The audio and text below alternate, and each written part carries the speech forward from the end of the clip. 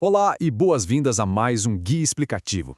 Hoje o foco é dominar um dos pilares mais absolutos da programação, o fluxo de controle em Python. Porque, convenhamos, escrever código não é só dar ordens sequenciais para a máquina, é ensinar o programa a tomar decisões inteligentes dependendo do cenário. Então, a partir de agora, a nossa análise vai mostrar exatamente como transformar aquela lógica de decisão meio crua em scripts super profissionais, limpos e, claro, altamente eficientes.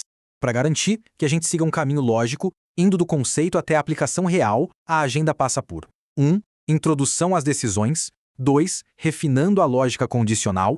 3. A poderosa estrutura match. 4. Otimizando a seleção múltipla. E 5. Aplicações práticas em código. Vamos nessa! Seção 1. Introdução às decisões.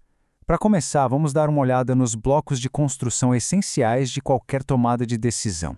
As famosas instruções if e else. Certo, vamos mergulhar nisso. Em Python, a estrutura if existe para garantir que um bloco bem específico de código só rode quando uma condição for atendida. Olhando para a sintaxe, dá para anotar logo os 2 pontos no final da linha. É literalmente uma bifurcação na estrada. Se a variável idade for maior ou igual a 18, o programa entra no primeiro bloco ali indentado e imprime a mensagem de adulto. Mas e se a condição não bater? É exatamente aí que o else entra, salvando a pátria e capturando qualquer cenário que falhe na primeira verificação. Assim, o programa sabe exatamente o que fazer nos 2 caminhos. Mas a gente sabe que na vida real e no código, as decisões quase nunca são simples sim ou não, né? Tem todo um espectro aí no meio. E é o elif que entra em cena para resolver isso. Ele encadeia várias condições de um jeito super fluido. O Python vai avaliando de cima para baixo. Bateu com a primeira condição verdadeira? Ele executa aquele bloco e simplesmente ignora todo o resto. Isso é perfeito para avaliar categorias, como as notas escolares, criando uma hierarquia de regras sem precisar escrever um monte de blocos separados e totalmente desconectados. Seção 2. Refinando a lógica condicional.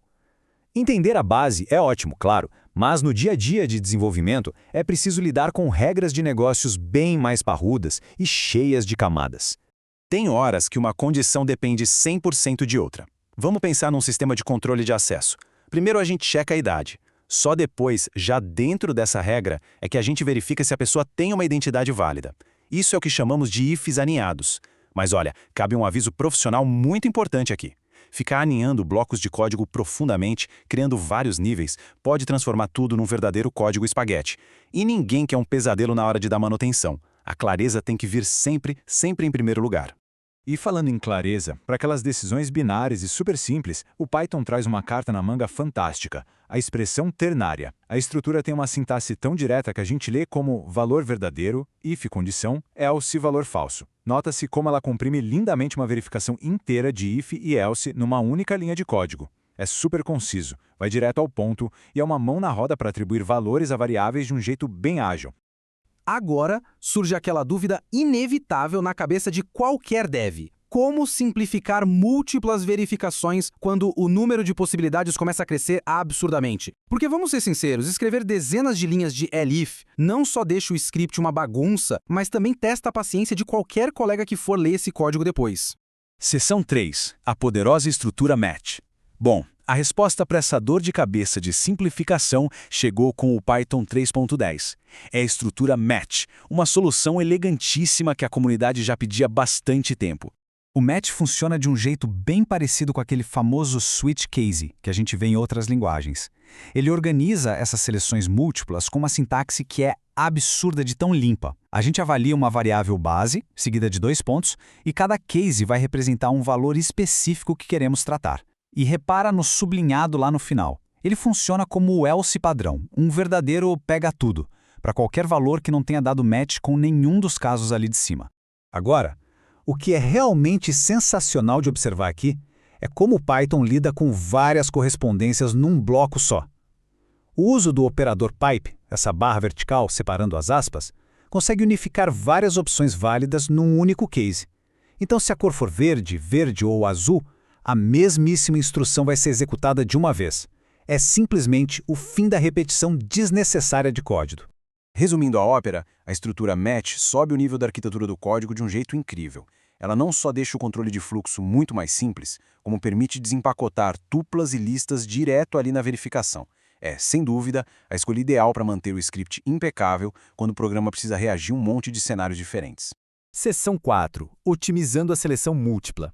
O match é mesmo fantástico, mas tem outros métodos mega eficientes para avaliar vários cenários ao mesmo tempo, indo bem além daquelas condicionais mais básicas que vimos no começo. Uma validação realmente robusta quase sempre depende da combinação de várias regras matemáticas ou lógicas, e os operadores lógicos são as ferramentas exatas para isso. O AND é aquele mais rigoroso. Todas as afirmações têm que ser verdadeiras para o código ir para frente. Já o OR traz uma flexibilidade maior, exigindo que pelo menos uma condição seja atendida. E o NOT simplesmente inverte o valor lógico, de um jeito muito prático. Isso é absurdamente útil para checar, por exemplo, se um usuário não tem permissão de acesso a uma área do sistema. Tem mais um truque aqui que é totalmente indispensável, o operador IN. Verificar se um valor existe lá dentro de uma lista, de uma tupla ou conjunto é infinitamente superior a escrever uma cadeia gigante e desajeitada de ELIs ou de operadores OR. Além de ser uma validação super expressiva, ela soa extremamente natural para quem está lendo o código. Fica quase como ler uma frase em inglês.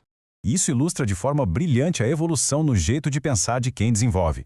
Vale a pena observar a diferença. De um lado, a gente teria um bloco longo, super repetitivo de verificações, que ia fácil engolir dezenas de linhas. Do outro lado, a mágica acontece. A gente substitui toda essa complexidade por um mapeamento usando um simples dicionário. Usar as chaves e valores junto com o método GET atua como um verdadeiro roteador de decisões. E tudo isso em só 2 linhas. É uma sacada muito escalável.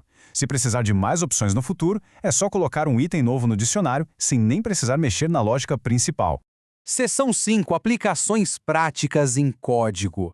Bom, teoria é legal, mas ela só ganha vida de verdade quando a gente aplica na resolução de problemas concretos. Então vamos juntar todos esses conceitos e ver como eles operam na prática, lidando com matemática e geometria do mundo real. Vamos pegar como exemplo a construção de uma calculadora de áreas. Com base no texto que entra, o programa usa o encadeamento condicional para decidir exatamente qual rota tomar. Se a entrada for a string triangle, o código vai pedir a base e a altura e já aplica a fórmula certinha de divisão. Se vier square, ele desvia a rota e calcula o quadrado do lado. No fim das contas, estruturas de decisão agem basicamente como controladores de trânsito para os nossos dados.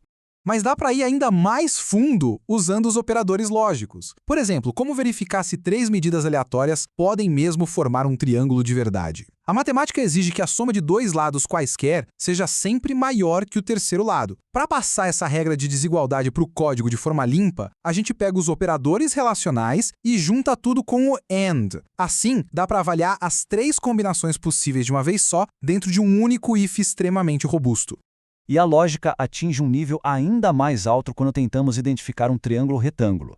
A estratégia montada ali no código é fascinante. Primeiro, usa-se a função max para achar qual é o maior lado. Depois, calcula-se a soma dos quadrados dos outros 2 lados menores. Esse if final não está só conferindo a sintaxe do Python, ele está literalmente lendo a essência do teorema de Pitágoras. Se a soma for igual ao quadrado do maior lado, bingo! O código confirma na mesma hora que a gente tem um triângulo retângulo perfeito em mãos.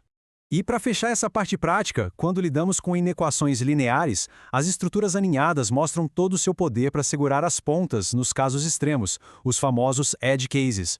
Validar a lógica algébrica exige um baita cuidado, quando o coeficiente A é 0, já que a equação pode ser sempre verdadeira ou então se tornar matematicamente impossível. Aquela validação inicial, verificando se A é igual a 0, age como um escudo, uma barreira de proteção. Ela evita erros graves antes que o bloco else assuma o controle para resolver de fato a raiz real da inequação.